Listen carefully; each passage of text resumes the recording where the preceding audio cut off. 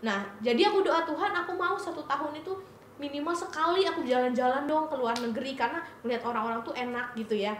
Itu aku nggak pernah setiap tahun nggak keluar, pasti jalan-jalan, pasti traveling gitu loh. Bukan karena aku semata-mata, tapi karena Tuhan, bener-bener karena berkat Tuhan gitu loh.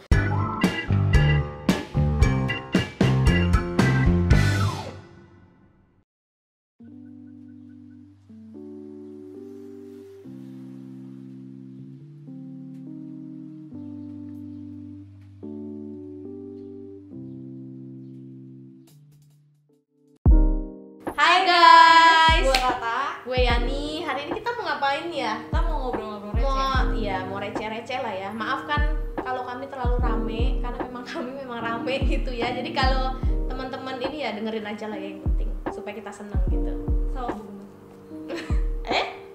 Sensor tit.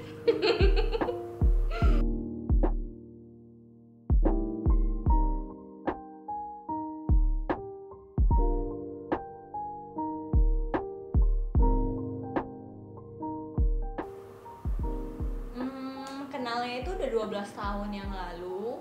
Terus udah kayak gitu, pertama kali kenal itu pas gue ke Eklesia sih. Maksudnya dulu kan ada Eagle ya. Terus Eagle-nya itu apa namanya, waktu itu masih di basement.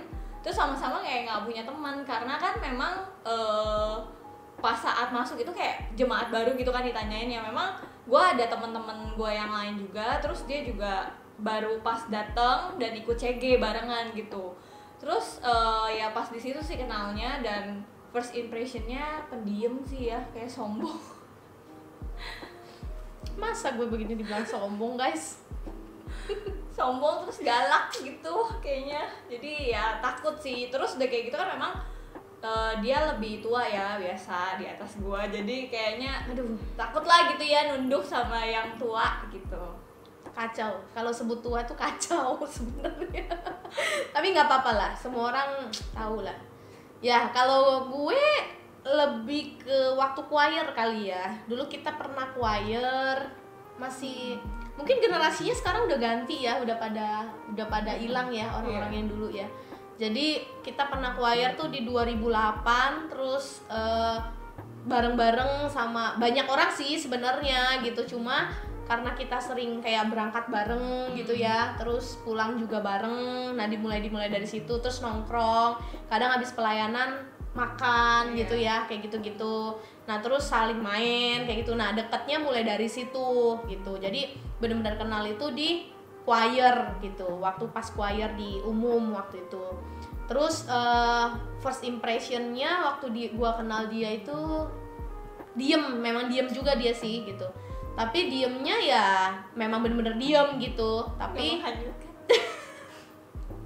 diemnya tuh apa ya namanya ya, bener-bener dari dalamnya itu diem. Jadi kalau memang nggak ditanya ya dia nggak akan ngomong gitu. Jadi kalau kita tanya dia, baru dia akan jawab begitu sih.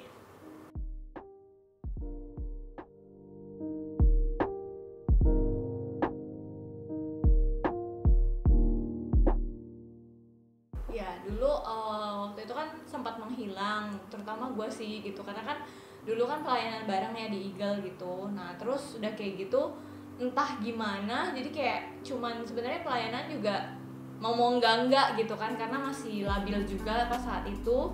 Terus menghilang lah ke umum gitu, tapi tetap nggak pindah gereja, tetap di Ekle, cuman hilang. Terus singkat cerita tuh ya lambat laun gitu dia udah pelayanan di umum gitu kan, dan dulu tuh jadi singar. Nah pas itu kayak takut juga sih, aduh ini kan dia nih yang gue kenal gitu kan, maksudnya ini dulu manggilnya memang Yani kan gitu, nama nggak Cici gitu. Nah terus udah kayak gitu terus udah kayak gitu kayak sama teman juga kan, waktu itu kan berdua memang di Eagle-nya gitu sama teman sekolah. Terus ke umum lari, pokoknya setiap abis dia turun tuh pelayanan, terus ngelihat muka dia udah kayak hantu, gue lari. Maksudnya bener-bener kayak sempet nggak mau ketemu karena gue tahu nih gue bakal dicecar gitu. Karena pas temenan aja tuh dia kayak sebenarnya kalau dalam pertemanan maksudnya rohaninya nggak yang apa-apa bawa ayat, tapi di image gue itu dia tuh terlalu rohani lah gitu, yang membuat gue tuh kayak gue kayaknya nggak mau deket deh pas saat itu gitu, karena memang gue sendiri pun dibilang rohani banget ya enggak gitu, cuman ya biasa gitu kan. Nah terus udah kayak gitu ya apa namanya, lambat laun dia tetap ketemu gitu kan, ketemu terus karena satu gereja dan dia pelayanan di umum ya tetap ketemu terus gitu, sampai satu titik ya memang kayak ada rasa tuh pengen kemauan pelayanan gitu kan di hati gitu. Terus udah kayak gitu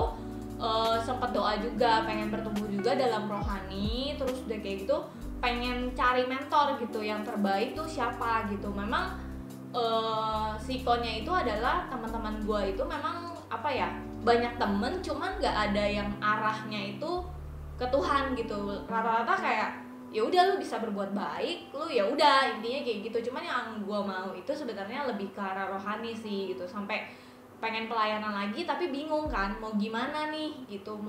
Karena gue udah jauh lah gitu, nggak mungkin dong kucuk-kucuk datang kayak ya ada pelayanan nggak gitu kan, nggak mungkin kan. Jadi kayak malu aja gitu, sampai satu titik ya memang doa sih ya, minta kayak biar Tuhan kalau memang Tuhan berkehendak gue ke pelayanan ya gue pelayanan gitu.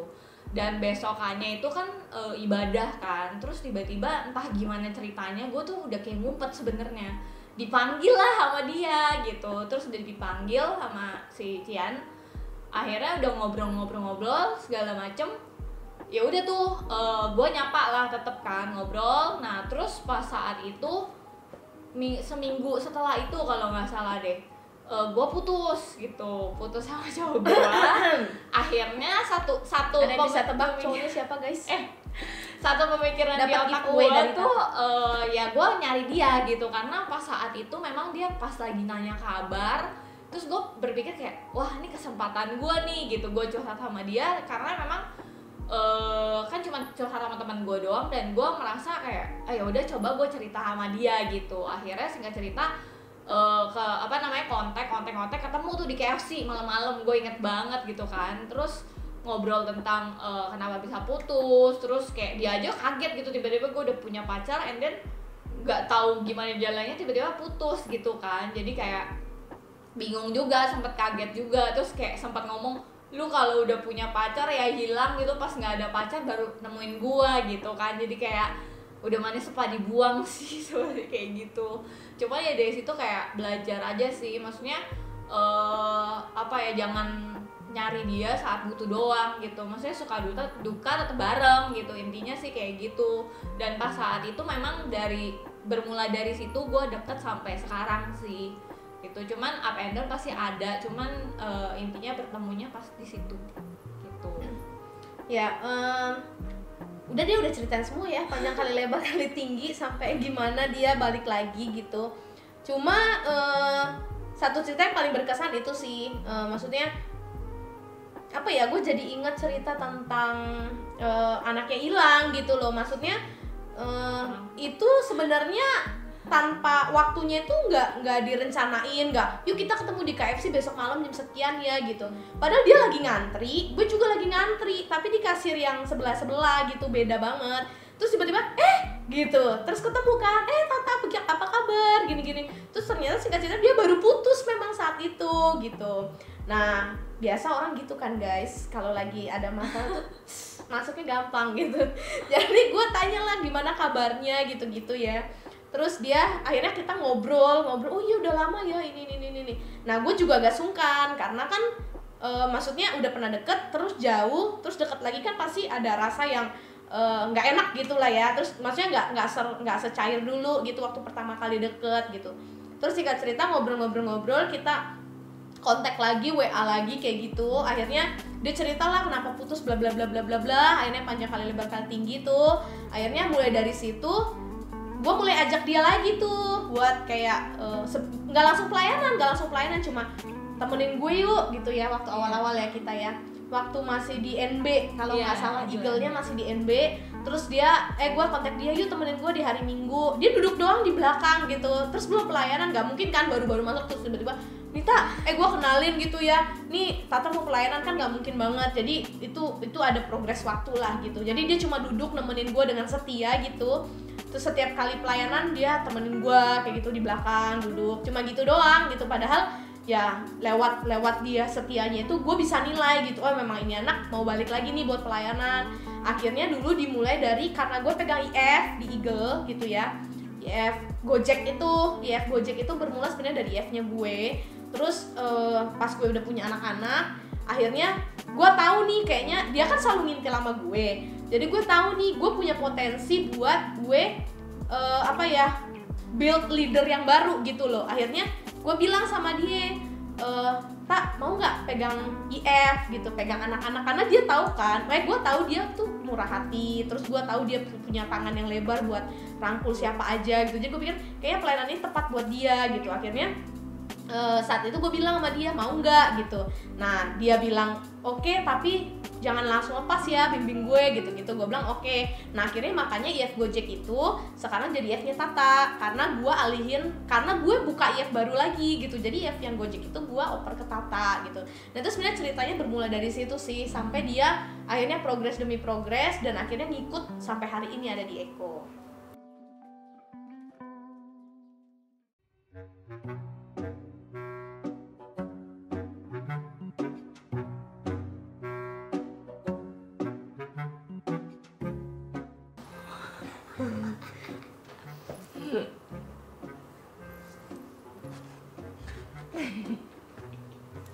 Aduh. Ketawa. Kurang asem. Nah, ini salah satu Buka aib nih begini kalau kacang nggak yang tahu, nggak ada yang tahu dia. Iya, dia suka banget sama selimut. Jadi kalau misalkan gua maksudnya benda yang paling dia demenin itu sebenarnya ya selimut gitu. Dimana tuh mungkin selimut itu membawa kehangatan kali ya buat dia. Jadi tuh kalau nggak ada selimut dia nggak bisa tidur biasanya, karena kan memang suka bareng kan gitu. Jadi kayak bobrok-bobroknya aja ketahuan gitu, dan segala detail kesukaan dia barang-barang ya aku tahu semua. Ya, kenapa selimut gue ada di sini ya? Nah salah satunya ya selimut ini gitu, dia seneng banget sama selimut gitu. Intinya kalau nggak ada selimut dia agak susah tidur lah, entah kenapa Ci? Nggak tahu. Terus gue nggak rela aja selimutnya dipakai orang gitu. Siapapun itu, jadi selimut ini hanya harus gue yang doang yang pakai. Siapapun nggak boleh pakai selain gue. Ini saya balikan selimutnya. Kapan ambilnya ya dia? Ada lagi ini guys. Nih, kacamata. Kenapa gue milih kacamata? Karena dia ownernya kacamata. Jadi kalau kalian beli di mau Jo Optik sekalian dia ya. Boleh. Karena ya ini salah satu usaha sih yang bisa cerita dikit gitu ya. Gue kenal dia itu dulu tuh masih jadi kepala gudang. Dan itu kepala gudang kan ya? Iya. Nah terus udah kayak gitu gue tuh kerja di admin. Admin gudang ya. Nah terus kerja di Bangunan Jaya Serpong gua. Nah pas saat itu ya cerita-cerita sih, singkat cerita kayak cerita lu kerja di mana, terus lu bagian apa gitu kan, terus usaha di bidang lu tuh apa sih gitu. Dan dia memang pas saat itu kan masih admin, terus udah kayak gitu sampai salary-nya aja tuh kayak gua masih kayak kecil banget gitu, tapi dia tetap setia gitu, dia tetap mau kerja di bagian itu gitu, walaupun pas saat itu mungkin gue punya salary lebih tinggi gitu, gue pun masih ngeluh gitu loh, maksudnya kayak gue aja dapat segitu masih kurang gitu lah intinya. Nah kenapa gue pilih kacamata, karena memang basically dia nggak pernah pindah kerjaan dan dia dari awal itu memang di kacamata gitu, jadi gue melambangkan dia tuh sebagai kacamata. Padahal sekalian promosi berjalan. Kacamata gue yang pakai dari gue nih, kacamata gue itu endorse. Endorse dikit. Bagus kan? Gitu. Oke. Gue yang ambil lah. Oke. Ini HP ada yang lebih bagus nggak ya by the way? Itu punya siapa kan apa-apa? Maaf ya. Ini HP siapa ya by the way? Kok Xiaomi? Oh udah sebut merek. XR kali. Ya jadi tuh dia udah tahu kan XR kali katanya gitu. Jadi kenapa handphone, guys? Jadi Tata itu punya kelemahan di handphone. Ya, jadi dia tuh nggak bisa kayak tiba-tiba meluncur baru nih iPhone kode XR atau 12 sekarang mau muncul gitu ya. Nah, dia itu nggak bisa tuh denger-denger yang begitu tuh. Nah, dia biasanya walaupun HP-nya nih baru beli, misalnya XR-nya baru pakai 6 bulan gitu ya. Terus muncul lagi nih Pro Max gitu ya, yang ada Pro Max di belakang tuh ditempel. Nah, iya. Dia tetap beli tuh. Pokoknya dia selalu ngikutin tuh handphone gitu loh. Sampai suatu saat aku pernah bilang sama dia sebenarnya. Jadi maksudnya ya harus berpikir juga gitu. Maksudnya di tengah-tengah keinginan, itu kan sebuah keinginan sebenarnya kan, bukan kebutuhan gitu. Harus memikirkan juga bahwa kebutuhannya itu cukup terpenuhi atau enggak gitu. Jangan sampai nanti kalau karyawanku tuh sering bilang ya, lu beli handphone mahal, ntar lu sebulan gak makan, jilatin handphone aja biar rusak gitu. Jadi tapi dipikir-pikir bener juga gitu kan, maksudnya hidup itu bukan hanya untuk sebuah keinginan gitu loh, tapi hidup itu memang harus ada pikir ke depan gitu ya, bahas soal tabungan dan lain-lain. Nah itu aku sering bilang sama dia, sampai sekarang itu dia kalau mau beli handphone biasanya izin dulu gitu, boleh nggak gitu. Kalau misalnya nggak boleh ya dia nggak akan beli, tapi kadang bandel juga sih memang, tapi ya itulah dia, itu kelemahannya di handphone. Jadi teman-teman yang mungkin ada kelemahan yang sama gitu ya, bisa lebih bijak ya guys dalam memilih keputusan. Bukan yang nggak boleh, tapi kalau teman-teman mungkin ada yang lebih penting, ya pikirkanlah yang lebih penting dari sekedar keinginan teman-teman gitu ya. Terus satu lagi, nah ini kembarannya ini ya guys. Beda warna ya. Kenapa kain? Karena Tata itu kerja di bagian kain ya, jadi dia produksi semua. Nah sebenarnya bersejarah juga gitu. Tadi dia udah ceritakan awalnya dia memang di BJ, di bangunan gitu, terus tiba-tiba dia pindah ke kantor yang baru itu produksi kain semuanya lah, jadi promosi kan.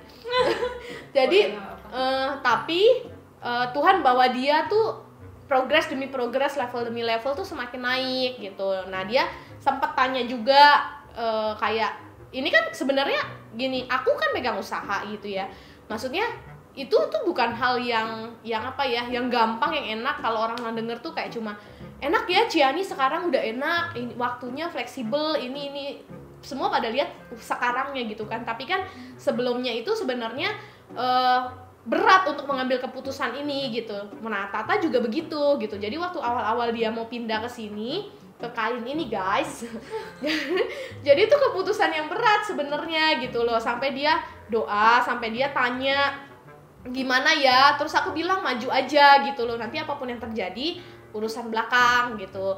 Nah akhirnya dia mengambil keputusan dan dia sampai sekarang ada di sini gitu loh, ada di kain ini, bukan ada di dalam kain ya, tapi dia ada di bagian usahanya, di bagian produksi ini gitu. Nah jadi aku sebenarnya sedikit senang juga, jadi kayak nggak hanya dalam tanda kutip mementor secara rohani, tapi jadi kayak aku apa ya, bahasa kasarnya kayak apa yang namanya ya, melahirkan di profesi yang sama gitu loh. Jadi aku jadi seperti ini, aku juga melahirkan orang yang jadi seperti aku gitu. Kayaknya seneng banget. Jadi kita bisa sharing our life gitu, yang pengalamannya bisa sama gitu kan. Nah itu sih guys.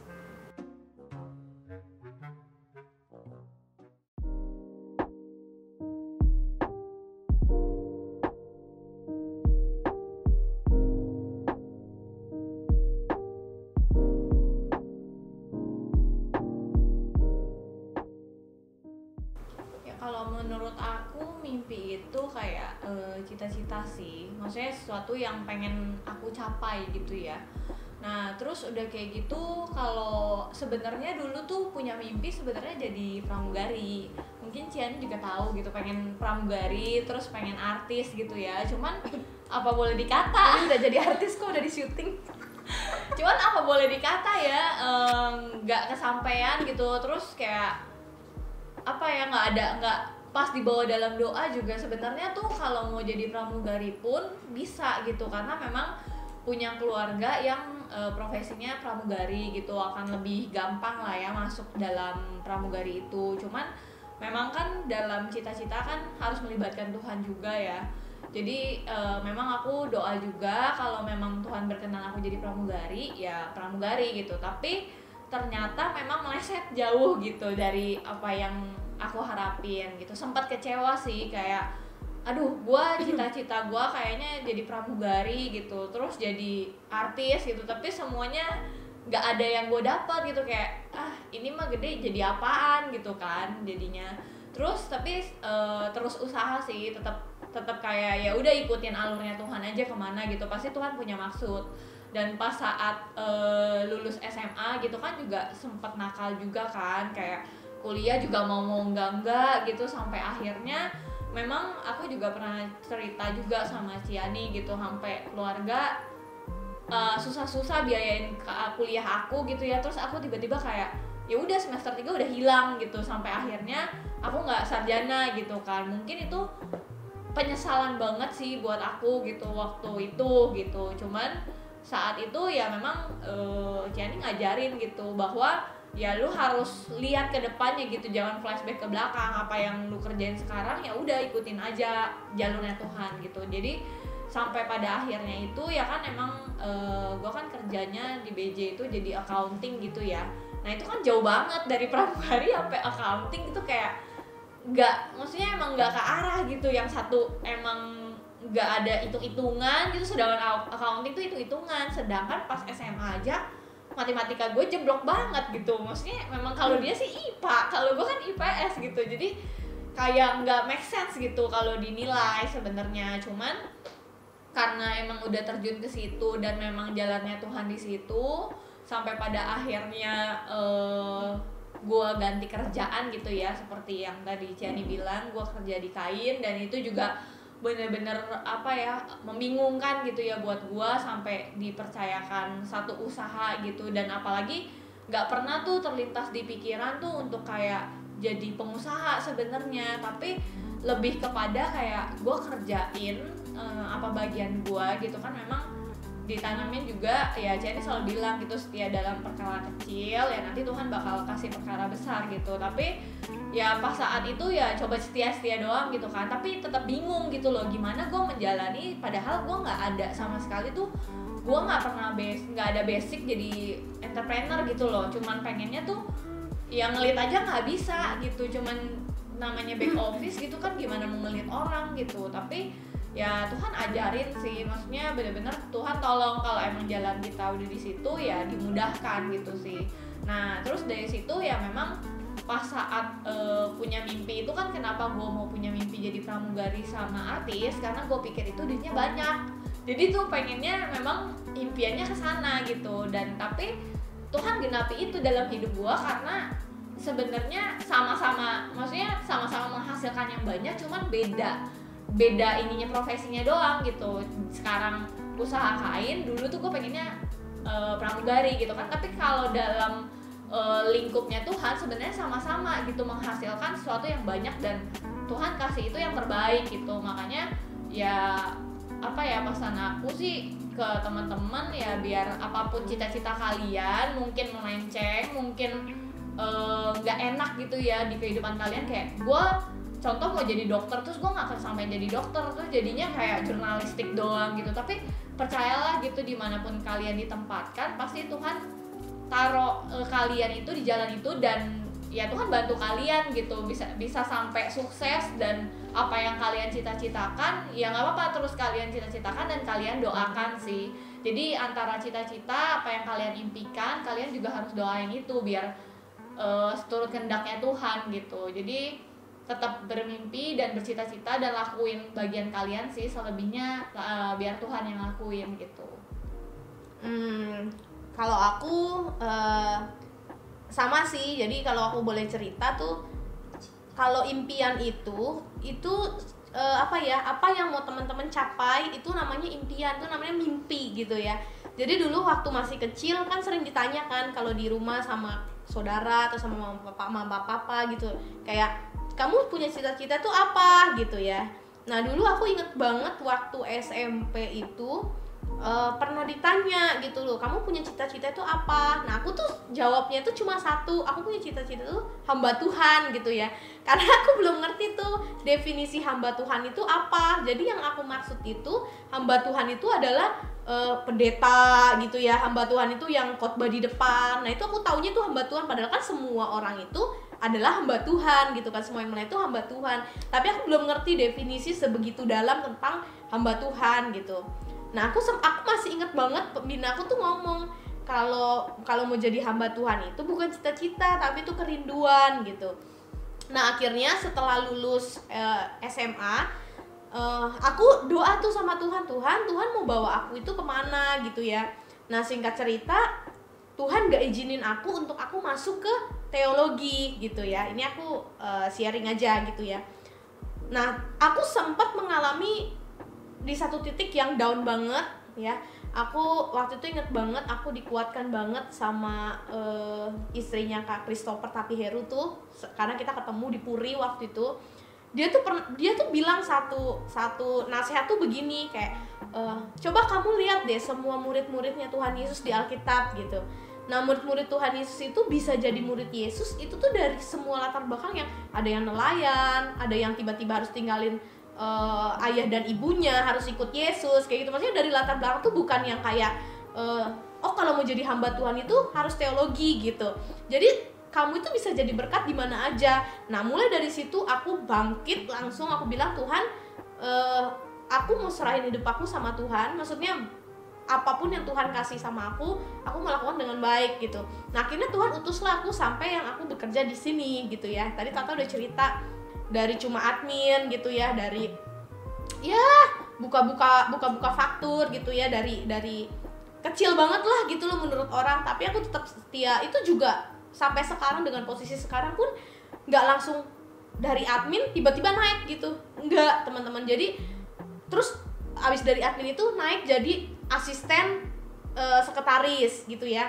Nah terus naik lagi jadi sekretarisnya bos, istilahnya tangan kanannya bos gitu.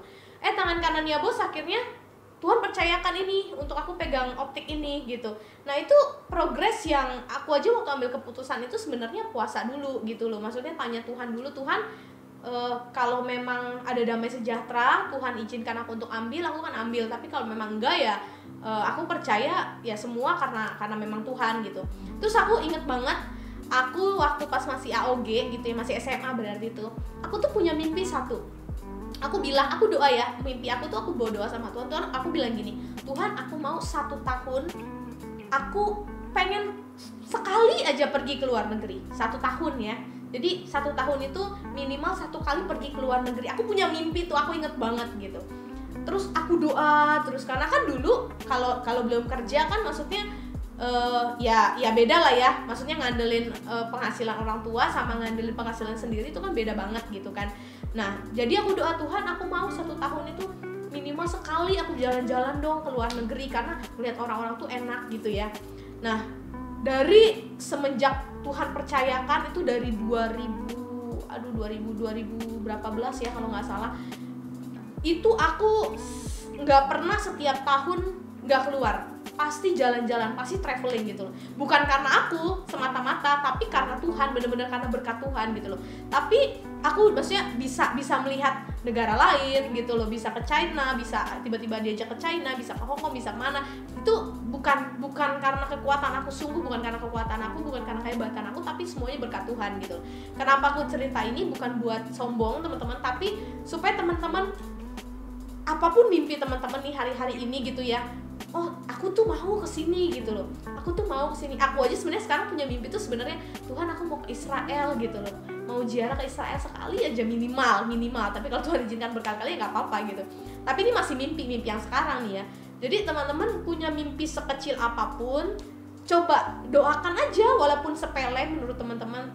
Tuhan aku mau jadi ini kalau udah gede, Tuhan aku mau ambil jurusan ini kalau kuliah, sehingga aku nanti mau jadi ini. Nggak apa-apa teman-teman, it's okay, walaupun waktunya masih panjang sebenarnya gitu. Tapi teman-teman bawa doa aja, kapan Tuhan jawab itu nggak ada yang tahu gitu loh. Aku pun nggak tahu Tuhan jawab aku kapan, tapi kalau aku flashback sekarang itu sepertinya kayak semua jawaban Tuhan yang Tuhan bukakan buat aku gitu loh. Kayak oh ternyata memang yang tadi Tata bilang, kalau kita libatkan Tuhan di semua cita-cita kita, kalau kita libatkan Tuhan di semua mimpi-mimpi kita nih ya, itu pasti Tuhan denger kok gitu loh. Tapi balik lagi, bukan waktu Tuhan itu nggak sama dengan waktu kita. Jadi kalau kita maunya sekarang, Tuhan belum setuju nih sekarang, ya nggak bisa gitu loh. Jadi semuanya itu bergantung sama waktunya Tuhan. Itu aja guys.